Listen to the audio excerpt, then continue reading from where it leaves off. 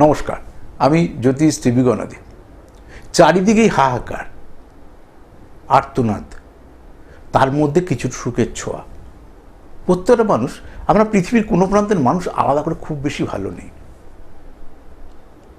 জীবন যন্ত্রণায় জর্জরিত, এক সন্তানদের এডুকেশন নিয়ে চিন্তা, নিজেদের রোগ বেড়েই চলেছে, রোগে ইনভেস্টমেন্ট হচ্ছে, এডুকেশনে ইনভেস্টমেন্ট হচ্ছে, তার মধ্যে পারিবারিক নানা সমস্যায় জর্জরিত, তার মধ্যে রাষ্ট্র ব্যবস্থা, সমস্তটাই আমাদের টেনশনের মধ্যে ফেলে রয়েছে। সেই কারণে সতর্ক থাকুন, আতঙ্কিত হওয়ার কোনো কারণ নেই। আর মজবুত হিসাবে লড়তে হবে, মজবুত হয়ে আমাদের জীবনের সঙ্গে ফাইট করতে হবে। যুদ্ধ করে বেঁচে থাকার নামই জীবন। এই সংসার আপনি লড়াই করছেন না, এই লড়াই কিন্তু বর্ডারের লড়াই না, সেগুলো তো আমাদের বীর জওয়ানরা লড়ছে। তারা আছে বলে তো আজকে পৃথিবীতে আমরা এখনও আছি। আপনি ভালো করে আরামে ঘুমোতে পারছেন, তাই ঘুম হচ্ছে না, ঘুমের ওষুধ খাচ্ছেন। আর বর্ডারে মানুষরা প্রাণ দিচ্ছে, সেটা আমাদের ঘরের ছেলেমেয়েরাই। তাদের প্রণাম আমার পরিবারের তরফ থেকে, যাদের জন্য আমরা স্টিল নাও এখনও বেঁচে আছি। তাহলে আমাদেরকে মাথায় রাখতে হবে আমাদের শারীরিক সক্ষমতা, আর্থিক সক্ষমতা, আমাদের পারিবারিক স্টেডিনেসটা, মানে স্টেডি যাতে আমরা হই, সেই দিকে গুরুত্ব দিতে হবে।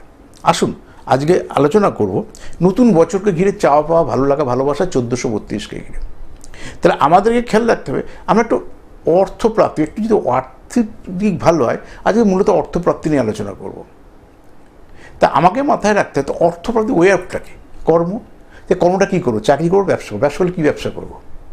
না, লটারি ব্যবসা করতে পারি, লটারি কাটতে পারি। তো কাটার ব্যবসা এক জিনিস না।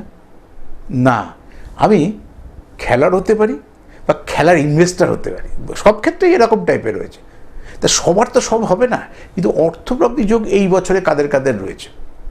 এই বাংলা বছর, কারণ আমাদের 15 এপ্রিল থেকে প্রায় 14 এপ্রিল পরের বছর অবধি থাকবে, এই টাইম স্প্যানটা সবে পড়েছে। তাহলে আমাদেরকে খেয়াল রাখতে হবে কাদের কাদের অর্থপ্রাপ্তির যোগ রয়েছে। হতেই পারে আপনি টিভি চ্যানেলের মালিক, হতেই পারে আপনি ইউটিউবের মালিক, হতেই পারে টেকনিক্যাল কোনো জবের সঙ্গে রয়েছেন, হতেই পারে ইলেকট্রনিক্স মিডিয়ার সঙ্গে যুক্ত আছেন, হতেই পারে আপনি সঙ্গীত জগতে বা ফিল্ম স্টার, হতেই পারে ফিল্মের প্রডিউসার, হতে পারে ক্রিপ্টোকারেন্সিতে ইনভেস্ট করেছেন, হতেই পারে আপনি শেয়ার ট্রেড করেন। কিন্তু আপনাকে মাথায় রাখতে হবে যে সত্যি আমার ওয়ে আউটটা ঠিক আছে, তো সবার জন্য সব কিছু না, সেইটা একটু জ্যোতিষীর কাছে সে জেনে নিতে হবে।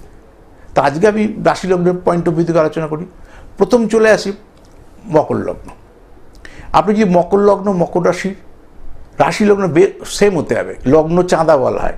মকর রাশি, মকর লগ্নের জাতক জাতিকা যদি হয়ে থাকেন এবং আপনার যদি মেষে মঙ্গল থাকে, তাহলে কিন্তু এই বছরে আপনার অর্থপ্রাপ্তি লাভের সম্ভাবনা থাকবে। কিভাবে থাকবে সেগুলো যখন দেখবো বলতে পারবো। তুলা রাশি, তুলা রাশির জাতক বা তুলা লগ্নের জাতক বা জাতিকা, মানে লগ্ন চাঁদা একটু আগে বললাম, রাশি লগ্ন সেম হতে হবে। তুলা রাশি বা তুলা লগ্নের যদি আপনি জাতক বা জাতিক হন, যদি আপনার কর্কটে যদি আপনার জন্মকালীন বৃহস্পতি থাকে, তাহলে আপনার অর্থপ্রাপ্তি লাভের সম্ভাবনা রয়েছে।